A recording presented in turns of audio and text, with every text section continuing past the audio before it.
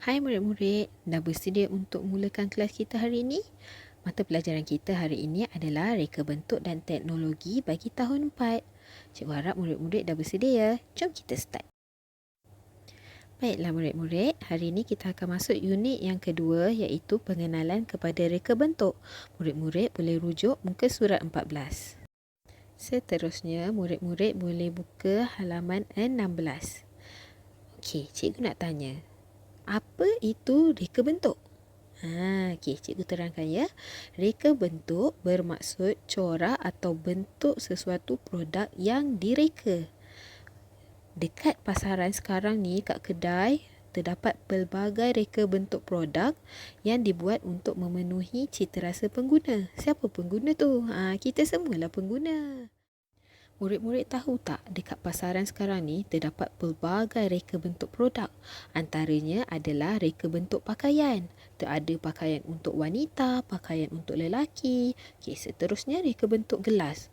Ada gelas yang panjang, ada gelas yang pendek, ada gelas yang berlengkung-lengkung. Seterusnya reka bentuk kuih.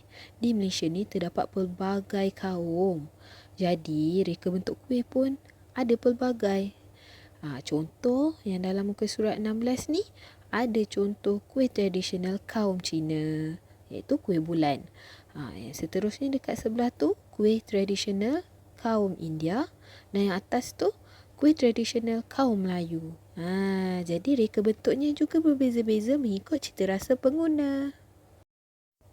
Seterusnya, cikgu akan terangkan kepentingan reka bentuk. Okey, murid-murid boleh rujuk muka surat 17.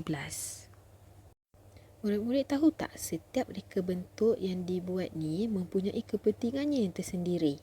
Antara kepentingan reka bentuk adalah yang pertama, memenuhi keperluan dan kehendak yang berbeza.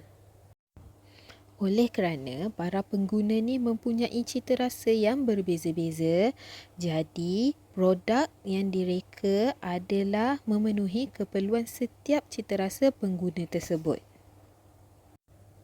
Kepentingan yang seterusnya adalah membantu kerja dan memudahkan urusan harian para pengguna. Contohnya, produk yang direka ni boleh membantu urusan seharian suri rumah.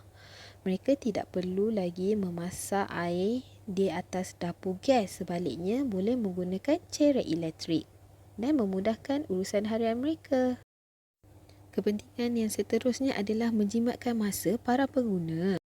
Contoh yang diberi adalah penggunaan kereta api.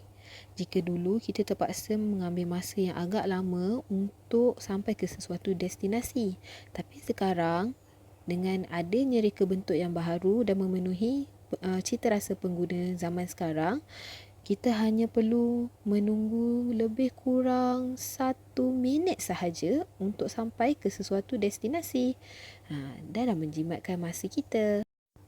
Kepentingan yang terakhir pula adalah memberikan pelbagai pilihan mengikut citarasa, kemampuan dan gaya hidup para pengguna. Sebagai contoh yang diberi adalah kasut, reka bentuk kasut.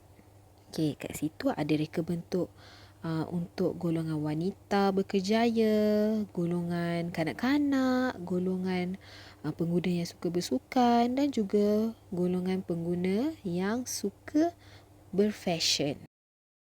Seterusnya, cikgu nak murid-murid rujuk muka surat 19. Murid-murid tahu tak, kemahiran reka bentuk ni menyediakan laluan kerjaya dalam pelbagai bidang. Antaranya adalah seperti pereka grafik, chef, pereka fashion, juru animasi dan juga arkitek. Boleh dikatakan hampir kesemua kerjaya menggunakan kemahiran reka bentuk.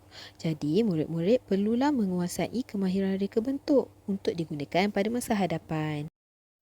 Baiklah, seterusnya cikgu akan terangkan mengenai apresiasi reka bentuk.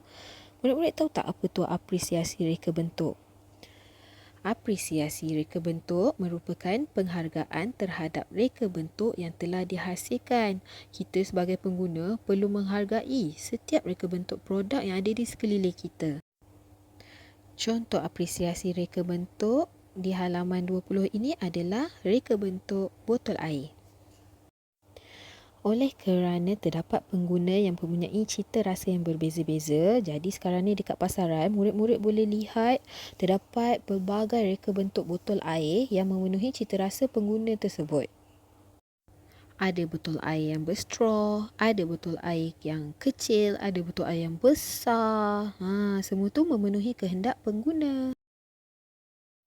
Baiklah murid-murid, sehingga di sini saja sesi PDPR kita hari ini. Cikgu harap murid-murid faham mengenai pengenalan reka bentuk yang telah cikgu terangkan. Latihan untuk hari ini juga cikgu dah sediakan dalam Google Classroom. Sehingga kita berjumpa lagi minggu depan. Bye!